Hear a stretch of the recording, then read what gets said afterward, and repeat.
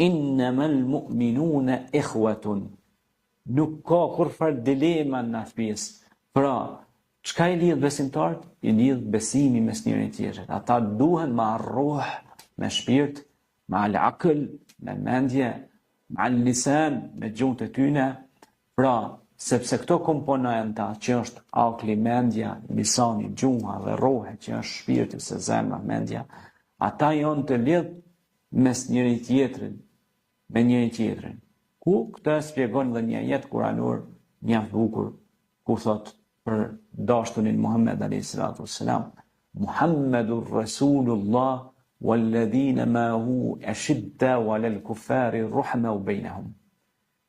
Muhammedur Rasulullah, pra Muhamedi është i dërguar i Zotit.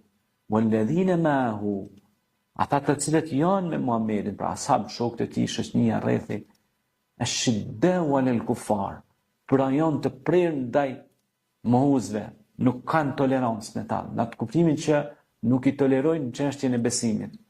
Besimi është gjë e patolerueshme, do thotë që nuk bën të lëvizet me besimin. Se vetë fjala besim është besim, nuk ka me të diskutacion, domethënë lohatje.